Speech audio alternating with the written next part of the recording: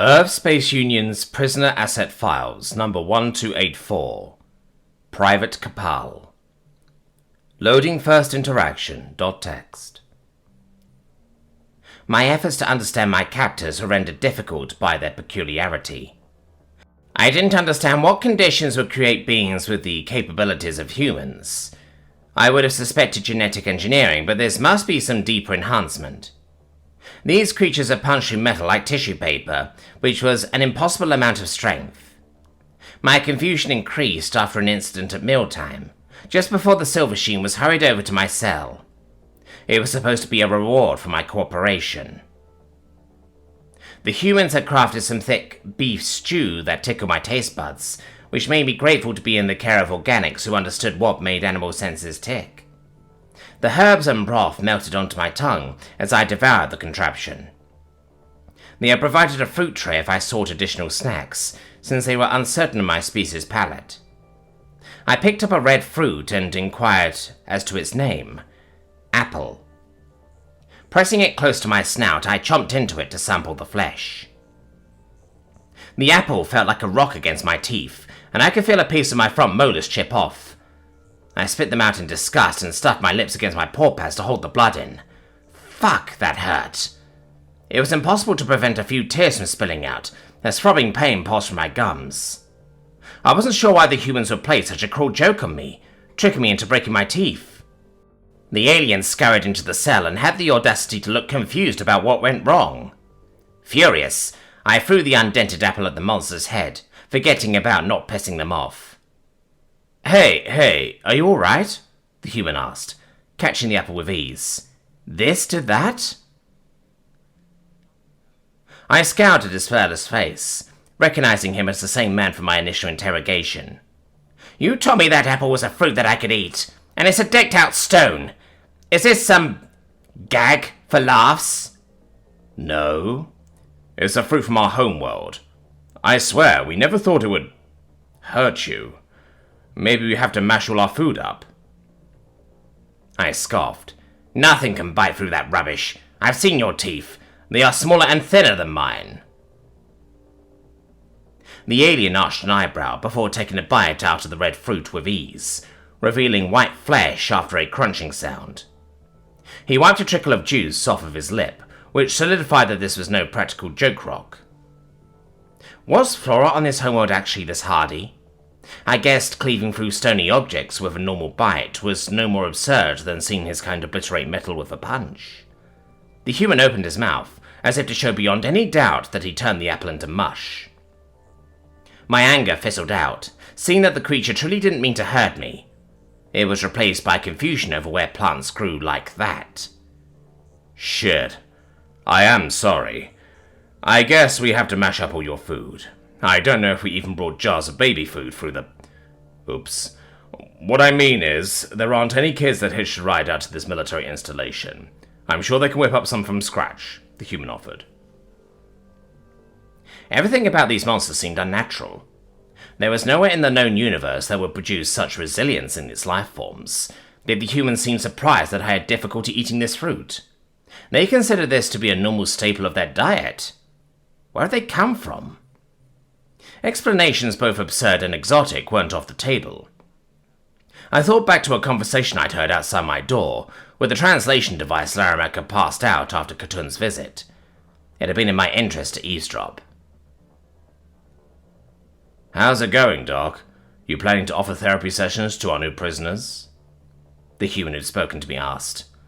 You could be spending that time talking to me instead about anything you like, darling. Keep it down. I shouldn't be visiting you at all. We have to act professional. And look, I'm the only psychologist here. The ESU wants me to do full psychovals. A lighter, more feminine voice responded. These people did just watch their friends get massacred. It's also a delightful opportunity to study the workings of alien brains. Of course, however, human patients take precedence. Human patients? Notice anything strange? Anyone who's got dementia? The words were some kind of pun that didn't translate. Get it? Because... We all seem to have our marbles in order, though I wouldn't get too comfortable with jokes about the prospect. I don't mean to cause alarm, but I'm not entirely sure we're immune to the effects. What do you mean, Trish? We're not slowly declining, are we? God, I was fucking kidding. I'm not about reenacting flowers for Algernon. That's not what I meant. I'm referring to a massive uptick in strange dreams. Snatches of things that feel real. Bad feelings that are like a premonition in real time. Every one of the soldiers who was captured and survived reported a sinking feeling like something was going to happen. They just knew. It's either the strongest hindsight bias I've seen, some form of mass hysteria, or... Wait. Everyone is having odd dreams? I dreamt about Kapal. Some Vaskar came to visit him, and the detail that stands out is that the robot was wearing an apron. It was utter non sequitur. That it doesn't compute is a good way to put it. I have this sense of déjà vu when my patients talk to me, like I've already had that conversation. I remember that my dreams have involved patients, but I can't pinpoint the details when I wake up. What the fuck is going on? Perhaps exposure to the gap overloads the cerebral cortex. We need to see what parts of the brain are stimulated during transit. I tossed that conversation around in my head, and it finally clicked what the gap was. The shock that spread across my face was immediate, though I didn't offer the human any reason for my emotional shift. That conversation had been about concerns over losing their sanity. Why would they fear a form of mass hysteria if they hadn't been exposed to something known to cause it? Travel between dimensions was believed to result in insanity, and it was a plausible theory that transit bombarded and fried certain parts of the brain. This species had a unique resilience, but even they'd had their wires scrambled. It made too much sense. The plants that would never grow that hardy anywhere in this universe, and animals like the humans who've grown to match that, is why they can do what outright is not possible here, and why they came out of nowhere. They're dimension hoppers, like the Aleutians, a species millions of years old. Nobody else was supposed to... I have to know. How did you do it? I blurted, unable to withhold my curiosity. How did you unlock interdimensional travel? How did you survive? What brand of fucked up is your dimension? The human recoiled with alarm before breathing a weary sigh. I can't answer that. We keep the details about where we're from under lock and key. I suppose you discerning that can't make it any worse, though, since Laramak already uncovered that. I know that my government sucks, but you need help. You should try talking to the Girret and the Durandi for your own sake. Basically, everyone in your base is having some kind of simplistic delusions. Doesn't that scare you? The creature wheeled around before turning wide-eyed and pale as a ghost. Are they delusions if they come true? I followed his unnaturally large eyes and sucked in a sharp breath. The metal back I was supposed to talk to had arrived outside my cell wearing an apron, the same as the guard's nonsensical prediction.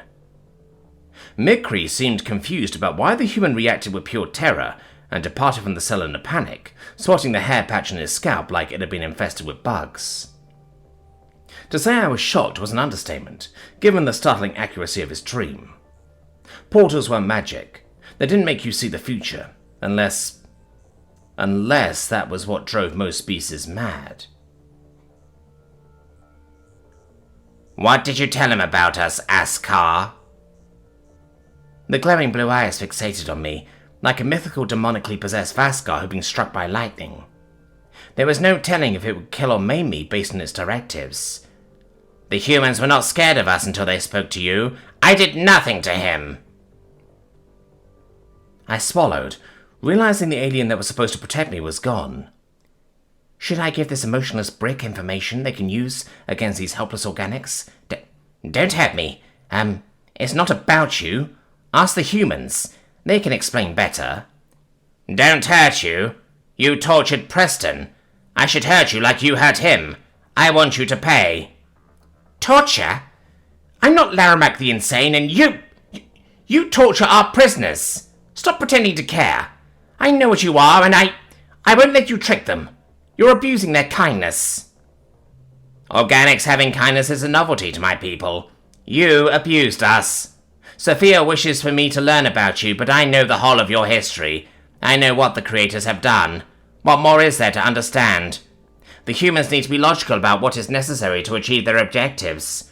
We cannot coexist, and to think otherwise is a farce.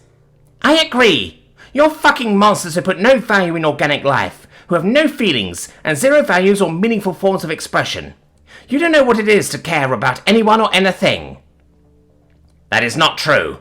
I heard when they heard. I heard so much for Preston right now, and I would do anything to fix this. Maybe I don't know how, because perhaps I am inadequate assistance, but I want to help him, and you sick bastards hurt him. You speak of abusing their kindness. Only a monster would hurt a species so compassionate and full of life. Obviously.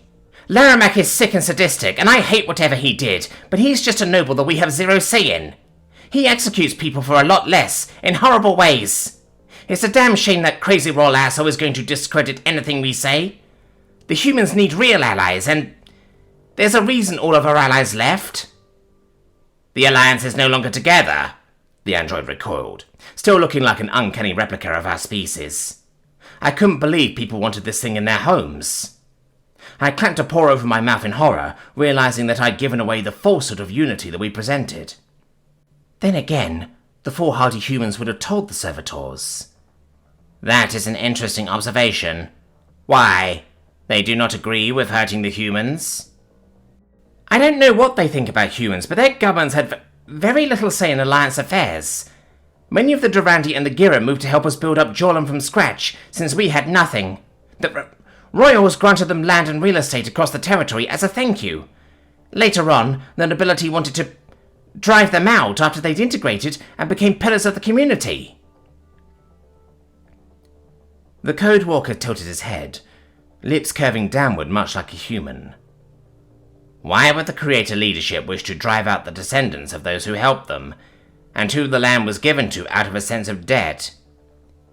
Because they didn't bow to the nobles, and they wanted subjects to control? Durandi and Girret homes were burned to the ground across Jorlan, gas lines cut off in winter, water was redirected elsewhere. It was a message to get out without ever sending one. That's when the recall happened, and they separated from us. Mikri was silent for a long time, processing.